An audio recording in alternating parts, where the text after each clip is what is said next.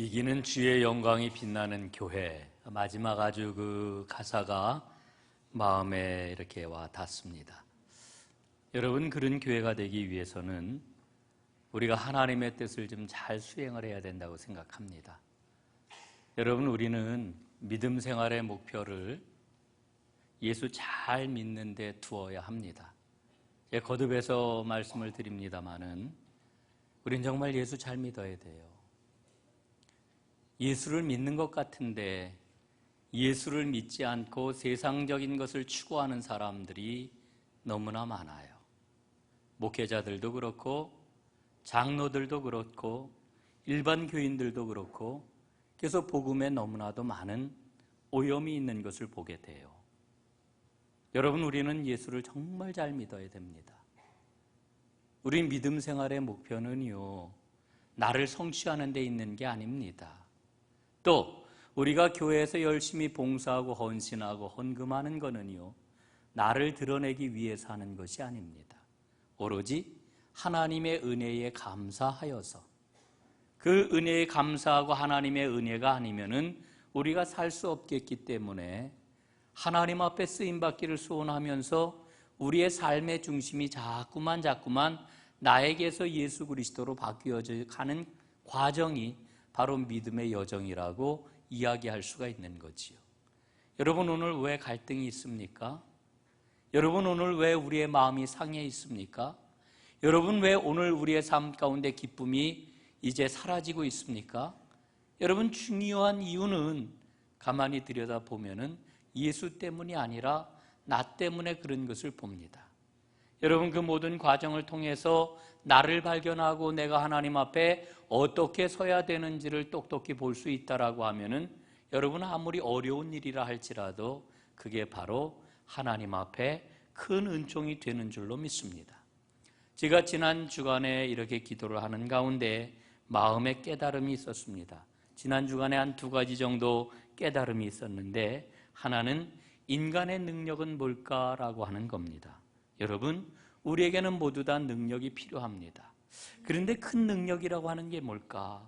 우리 인간이 가지고 있는 그 능력의 의미가 뭘까라고 하는 생각을 갖게 되었습니다.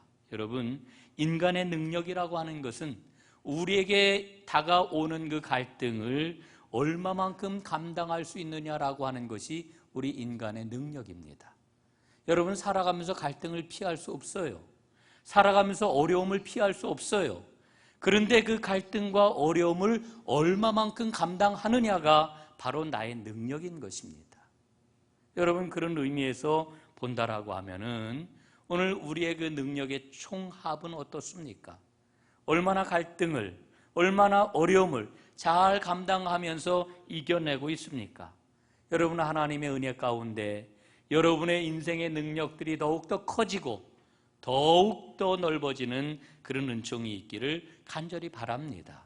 여러분, 그럴 때 우리는 더 많은 사람들에게 희망을 줄 수 있고, 그리고 삶의 길이 이와 같은 것이다 보여줄 수가 있는 겁니다.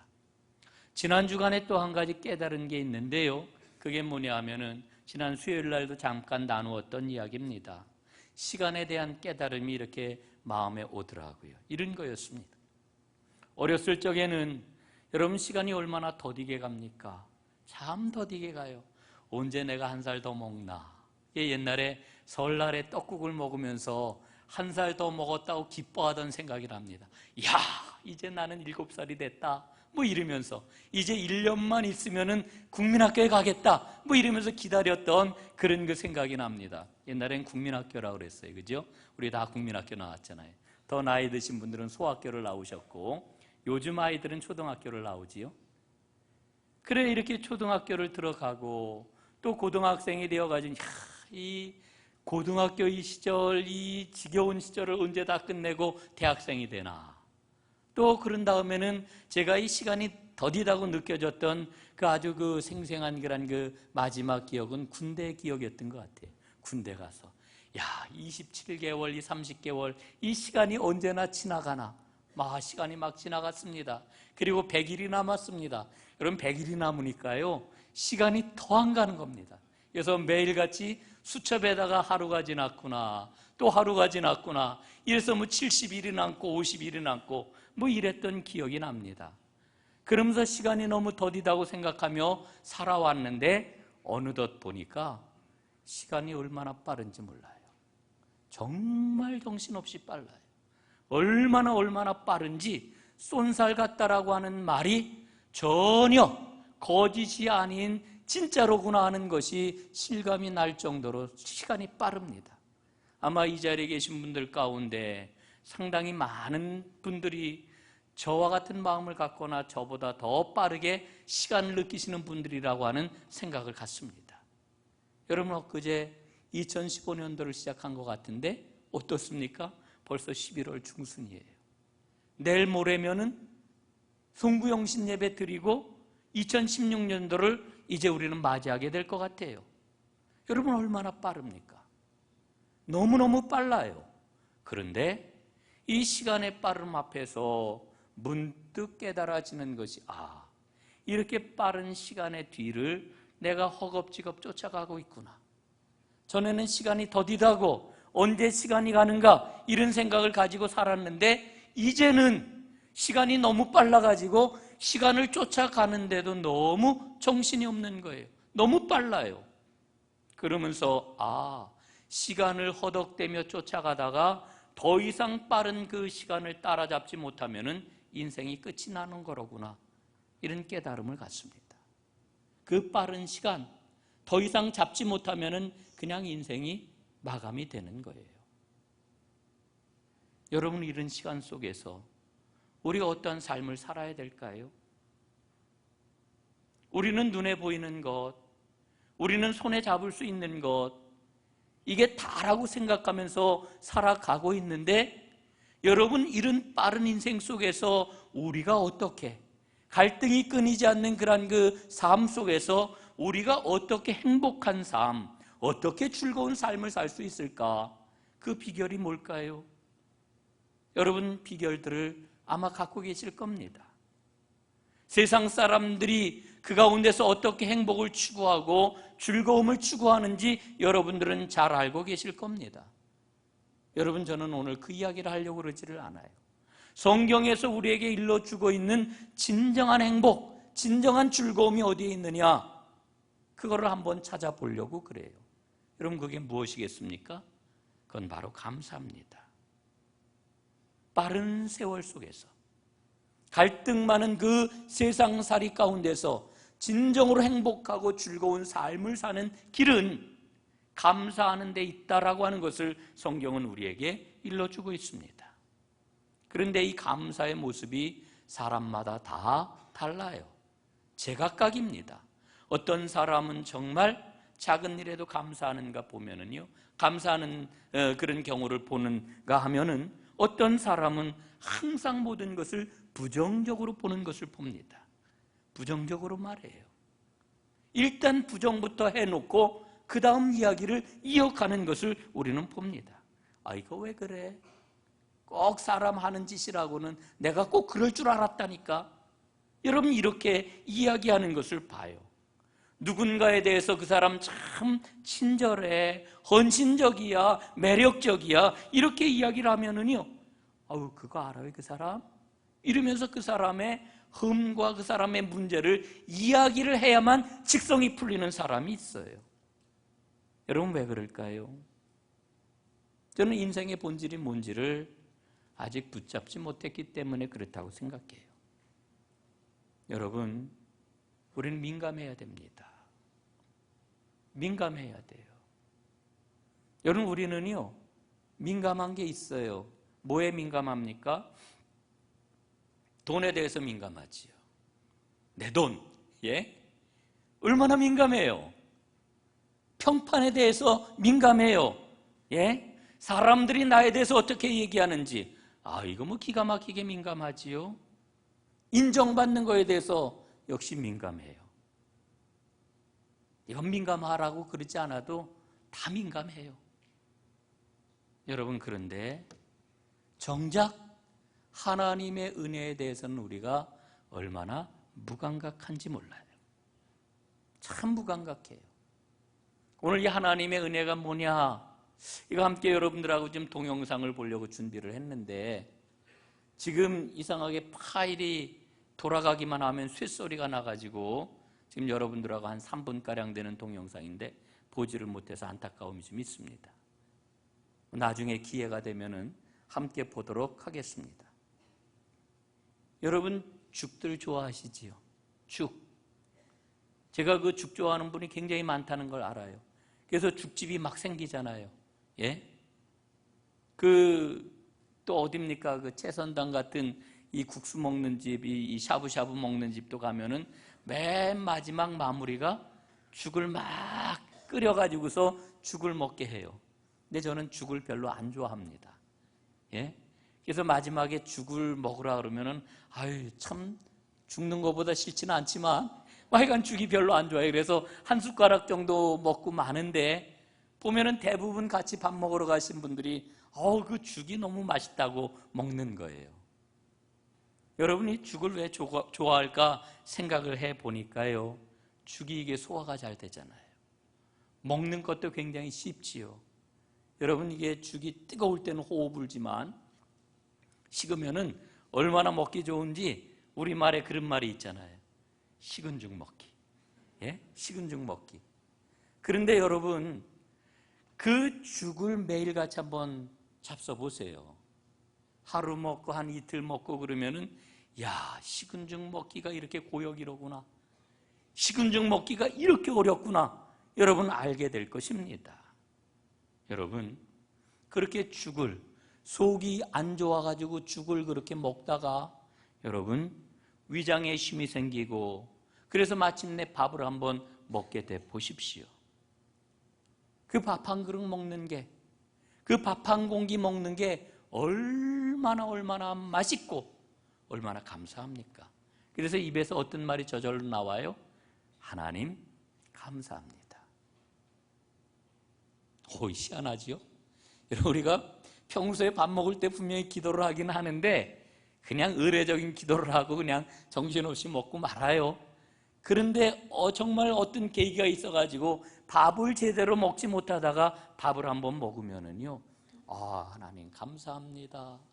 이렇게 맛있네요. 여러분 깨닫습니다. 감사는 곧 하나님 의식이에요. 하나님 의식이 있는 사람이 감사하는 거예요. 하나님 의식이 없으면 감사하지 못하는 거예요. 감사하면 그 사람은 하나님 의식이 있는 거예요. 여러분 믿음 생활에 있어서 감사가 왜 중요하냐? 바로 하나님을 의식하며 사는 것이 믿음 생활의 모든 것이기 때문에 그래요. 여러분 이 믿음의 길을 우리가 제대로 걸어가면은요, 여러분 인생살이가 아무리 어려워 보여도 지금 힘든 것처럼 보여도 넘을 수 없는 깔딱고개를 넘는 것처럼 숨이 턱턱 막혀와도 여러분 걱정하지 마세요. 하나님이 우리의 삶을 보장하시고 축복해 주십니다. 그 감사하는 사람의 삶을 떠나지 아니하십니다. 여러분 우리가 그러므로 감사하는 삶을 살아야 되는데 여러분 우리가 어떻게 감사하는 삶을 살 수가 있을까요? 오늘 저는 바울의 모습을 통해서 감사하는 삶을 산다는 것은 감사를 찾아내는 것이로구나 이런 깨달음을 갖습니다. 여러분 우리는 조건을 생각을 하잖아요. 이런 조건들이 있기 때문에 우리는 감사한다. 예? 그럼 조건 없는 사람이 어떻게 해요? 조건 없는 사람은 여러분 우리에게 성경은 뭐라고 일러주십니까? 범사에 감사하라 이는 너희를 향한 하나님의 뜻이니라 이렇게 말씀을 해주고 있는데 범사에 감사하라는데 어떻게 범사에 감사할 수가 있겠어요? 감사를 찾아내야 돼요. 나를 힘들게 하는 사람이 있어요. 보기만 해도 그냥 고개가 돌아가고 마음이 움찔해지는 그런 사람이 있어요. 감사가 될까요? 안 될까요? 감사가 안 되지요. 그런 사람을 보고 어떻게 감사가 돼요? 그런데 하나님 앞에 기도하는 가운데 깨달아요.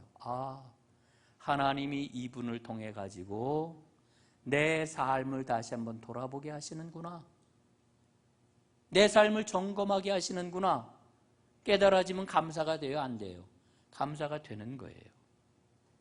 여러분, 감사는 하나님을 의식하고 하나님과 동행하면서 감사가 어디에서부터 와질 수 있는지 그걸 찾아내는 게 이게 감사예요. 그러니까 감사의 능력이라고 하는 것은 내 삶 가운데서 하나님이 어떻게 역사하시는지 그거를 보는 능력이 바로 감사의 능력이에요. 사랑하는 여러분, 11월은 감사의 달이라고 이야기를 해도 과언이 아니에요. 여러분, 이달에 추수감사주일이 있기 때문만이 아니에요. 여러분, 11월이 되면은요, 우리는 삶에 대해서 깊이 생각을 해요. 12월 추위가 시작이 되면은요, 우리는 우리의 인생에 대해서 깊이 살펴보기보다는 너무 추워 너무 추워 이러면서 추위에 매몰이 돼가지고 우리의 삶을 제대로 못 봐요. 그런데 이 11월이 참 기가 막혀요. 여러분, 어제부터 계속 비가 오잖아요. 여러분, 비가 오니까 어떻든가요? 불편하지요. 찬바람이 스산하게 불고 공기가 달라지고 보는 거리도 달라지고 그러면서 어떤 마음이 들든가요? 야, 삶을 제대로 사는 걸까? 이 스산함 가운데서 우리는 인생의 끝을 한번 바라보게 되잖아요. 여러분, 이게 11월이 갖고 있는 힘이에요. 여러분이 11월을 우리가 어떻게 보내야 제대로 보낼까? 바로 하나님의 은혜 가운데서 내 삶을 비춰보는, 그리하여서 감사의 여러 가지 조건들을 찾아내는 이와 같은 믿음의 능력이 있을 때 우리는 멋진 하나님의 복을 누리면서 더 나은 내일을 향해 나아갈 수 있는 사람들이 되는 거예요. 여러분, 그 은혜가 여러분 모두에게 있어지기를 간절히 바랍니다. 여러분, 오늘 데살로니가 후서 1장을 보면은요, 바울의 그런 그 고백적인 그런 그 인사가 나오고 있는 것을 우리가 보지요. 바울은요, 데살로니가 교인들을 보면서 감사하노라 이렇게 고백을 하고 있습니다. 3절을 보니까요, 우리는 여러분의 일로 언제나 하나님께 감사드릴 수밖에 없습니다. 우리는 바울과 실로아노의 이야기하기를 여러분의 일로, 데살로니가 교인들 여러분들의 여러 가지 일들을 보면서 하나님 앞에 감사를 드릴 수밖에 없습니다, 이렇게 이야기를 하고 있는 거예요. 여러분, 참 마음이 훈훈해지는 그런 인사가 아닐 수가 없어요. 그런데 바울이 이렇게 고백하고 있는 내용들을 쭉 살펴보니까 바울은 3가지를 이야기를 하고 있어요. 감사할 수밖에 없는 이유를 3가지를 이야기를 하고 있는데 그 내용들을 보면은 사실은 별것 아니에요. 제가 보니까 그래요. 별거 아니에요. 진짜 별거가 아니라는 이야기가 아니라 예민하게 깨어있지 않으면 그냥 지나갈 만한 그런 일들이에요. 그런데 바울은 그것을 놓치지 않고 그것 때문에 감사한다고 이렇게 고백을 하고 있는 거예요. 여러분, 그게 뭘까요? 첫 번째로는 데살로니가 교인들의 믿음이 크게 자라나고 있기 때문에 감사한다, 이렇게 고백을 하고 있어요. 너희의 믿음이 자라는 모습을 보니 저절로 감사한다, 이렇게 말씀을 하고 있는 것을 봐요. 여러분, 정말 큰 기쁨이었을 거예요. 여러분, 생각해 보십시오. 바울이 복음을 전합니다. 그 복음을 데살로니가 교인들이 받아들이고 예수님을 영접을 합니다. 그런 후에 그들의 믿음이 자라나는 모습을 보니까 너무너무 감사하게 된다라고 하는 그런 이야기지요. 여러분, 저도 우리 전농교회 모든 성도님들, 여러분들의 믿음이 자라나는 모습을 보면서 하나님 감사합니다, 이렇게 고백을 크게 할 수 있기를 소원해요. 여러분들도 마찬가지일 거예요. 참 귀한 일이지요. 여러분, 믿음보다 귀한 게 어디 있어요? 우리가 찬양할 때 그러잖아요. 금보다 더 귀하다, 믿음이. 우리가 찬양을 할 때 믿음에 대해서 금보다도 더 귀하다고 찬양을 하고 아멘 하는데, 사실은 우리가 살아갈 때는 보면은요, 그 믿음이라고 그러는 게 10,000원보다도 못할 때가 있는 것 같아요. 예? 우리가 10,000원보다도 못하게 믿음을 취급할 때가 있어요. 사랑하는 여러분, 믿음보다 귀한 게 없습니다. 여러분, 믿음이 왜 귀하냐 하면은요, 믿음이야말로 하나님의 약속과 우리의 삶을 연결시켜주기 때문에 그래요. 연결 통로예요. 하나님의 약속이 우리의 현실 속에, 우리의 삶 가운데, 현실 속이 아니라 우리 삶 가운데 현실이 되려면 꼭 뭐가 있어야 돼요? 믿음이 있어야 돼요. 믿음이 없으면은 하나님의 약속의 말씀은 나의 현실이 될 수가 없어요. 그래서 히브리서 기자는 뭐라고 그래요?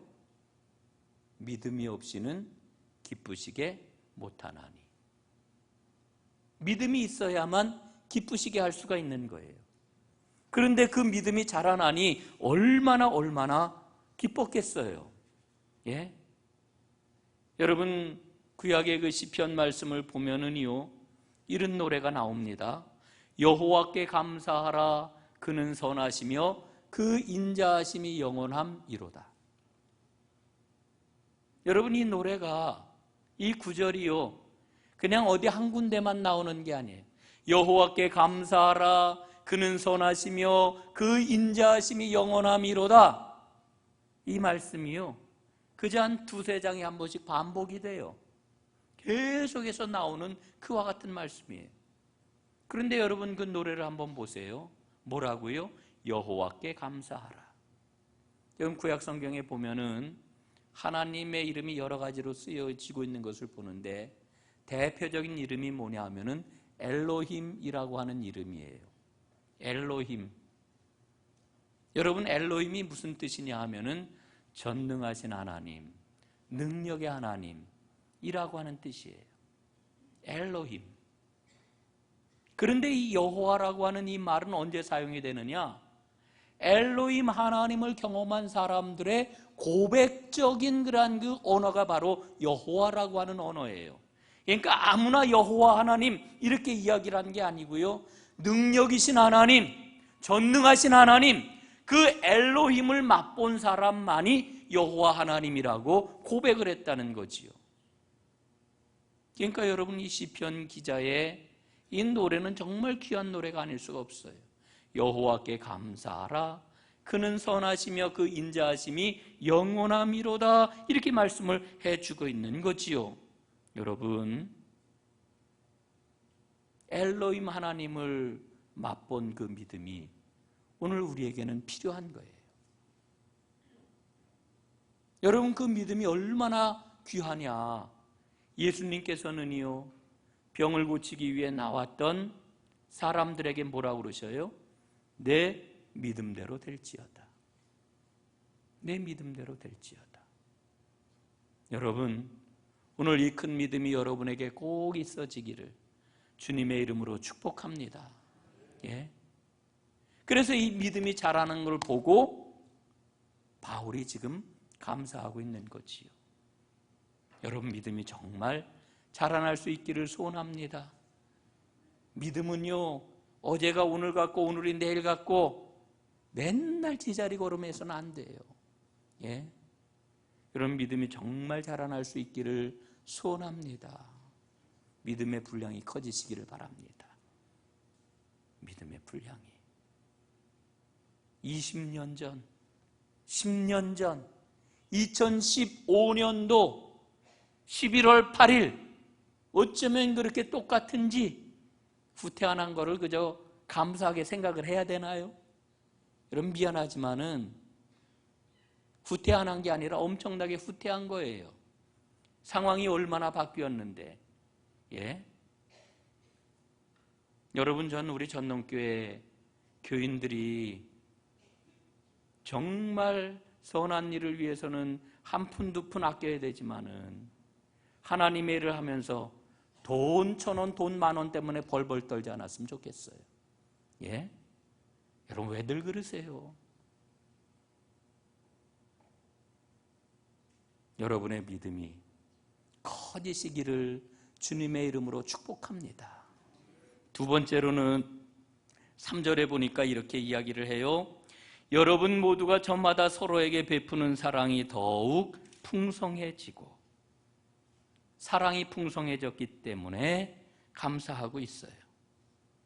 여러분, 믿음의 성장은 곧 사랑의 성장이라고 하는 것을 일러주고 있는 거지요. 예? 여러분 한번 보십시오. 예전보다 믿음의 형제들을 더 사랑하십니까? 이웃들을 더 사랑하십니까? 그렇다면 여러분의 믿음은 성장하고 있는 거예요. 우리의 믿음의 성장을 뭐로 알 수 있느냐? 사랑하는 것을 보면은 알 수가 있어요. 여러분, 우리가 흔히 교회에서 지금까지 이런 이야기를 많이 했어요. 믿음에 대한 척도를 뭘로 다 표현을 했느냐 하면 그 사람 참 열심이야. 그렇죠? 믿음은 열심을 불러일으켜요. 틀림없이. 그러나 그것 가지고는 부족해요. 그 열심은 뭐하고 연결이 되어야 될까요? 짝이 있어요. 아유, 그 사람 사랑이 너무나 풍성해. 사랑이 많은 사람이야. 이 두 개가 짝을 이루어야 온전한 믿음이에요. 여러분, 열심만 있는 이 믿음은요, 위험해요. 그거는 진짜 믿음이 아닐 수가 있어요. 아니, 진짜 믿음이 아니에요. 여러분, 왜 그런지 아십니까? 하나님의 일을 하는 거는요, 열심 있는 모습으로 나타나는데 반드시 사랑이 없는 열심은요, 하나님을 위한 열심이 아니라 나를 위한 열심이에요. 속지 마세요. 여러분 자신에게 속지 마세요. 만약에 내 안에 사랑이 없이 그냥 열심만 있다라고 하면 그 열심 내려놓고 하지 마세요. 나에게 사랑이 있을 때까지 멈추세요. 그 열심은 사람을 다치게 해요. 공동체를 분란에 빠뜨려요. 남을 판단하게 돼요. 여러분, 그런 열심, 하나님을 향한 열심이 아닙니다. 사랑이 반드시 거기에 따라와야 돼요. 사랑이 따라오지 않으면 그 열심은 우리 모두를 어려움 가운데 빠뜨릴 거예요. 여러분 자신을 보세요. 여러분 사실은 그것을 봐도 이 믿음의 영적인 성숙도, 분위기가 성숙되어 있지 않으면 당신 열심은 그거 하나님 열심 아니야 이야기 못해요. 성숙도가 낮기 때문에 자신이 잘할 거예요. 내려놓으세요. 간곡하게 부탁드립니다. 사랑이 따르지 않는 열심 내려놓으시고 하나님께서 그래, 이제 사랑의 마음으로 일을 하거라 할 때까지 기다리세요. 그래야 하나님의 은혜가 넘치는 교회가 될 수 있습니다. 여러분, 사랑이 모든 것이에요. 여러분, 오늘날 많은 사람들이 재미를 이야기를 해요. 재미. 여러분, 재미는 어디에서 오는 걸까요? 재미는요, 사랑에서 오는 겁니다. 여러분, 우리 교회가 재미있으신가요? 우리 교회가 재미가 없으신가요? 여러분 어때요? 왜 우리 교회가 재미있습니까? 왜 우리 교회가 재미없습니까? 이 이야기는 제가 참 많이 했어요. 예? 이유는 오직 하나입니다. 사랑이 있으면 재미있고요, 사랑이 없으면 재미없는 거예요. 여러분, 이게 진정한 재미입니다. 오늘날 세상은요, 사랑이 없으니까 다른 그런 그 재미, 자극적인 재미, 쾌락을 자극하는 재미, 이런 걸 가지고 사람들을 자꾸만 엉뚱한 대로 막 빠뜨리잖아요. 많은 사람들이 이렇게 이야기를 해요. 아유, 시간이 없어요. 저 돈도 없어요. 예? 아우, 나 얼마나 바쁜지 몰라요. 여러분, 그러나 재미가 있으면은요, 시간 내고요, 재미가 있으면은 돈 내고요, 재미가 있으면 바쁜 거 다 제쳐놓고 오게 되어 있어요. 그 재미가 뭐냐? 그 재미가 바로 사랑이에요. 사랑보다 더 큰 재미가 어디 있어요? 사랑하는 재미보다 우리를 고양시켜주는 재미가 어디에 있어요? 여러분, 우리 교회는 사랑이 넘쳐 사랑으로 재미가 가득한 그런 교회가 되어야 할 줄로 압니다. 사랑에 대해서 예수님은 일러주시지요. 어떻게 사랑하라고요? 오늘도 사도 바울이 일러주신 말씀이기도 해요. 서로 사랑이에요. 서로 사랑. 여러분, 하나님 사랑은 이제 우리가 사실은 오해하지 마세요. 우리 목사님 하나님 사랑 아니란다 이런 얘기 아니에요. 하나님 사랑 그만 얘기해도 돼요. 어떻게 하면 우리 서로 사랑할까? 이거 해야지요. 하나님 사랑 이야기하고 서로 사랑 안 한다면 입에 발린 이야기예요. 그 얘기 그만하자고요. 또 예수님이 일러주신 사랑은 어떤 사랑입니까? 우리끼리만의 사랑이 아니라 다른 사람을 향해서도 열려있는 사랑이에요. 이웃을 향해 열려있는 사랑이에요. 여러분, 11월 22일 추수감사주일이죠. 우리가 오전에는 하나님 앞에 감사함으로 예배를 드리고 온 마음과 정성을 다하여서 예배를 드리고 오후에는 우리가 점심을 먹고 우리 지역의 주민들을 위한 사랑의 김장을 담그어요. 우리 사랑을 연습하고 또 훈련하기도 하고 표현을 할 수 있는 아주 굉장히 중요한 시간이에요.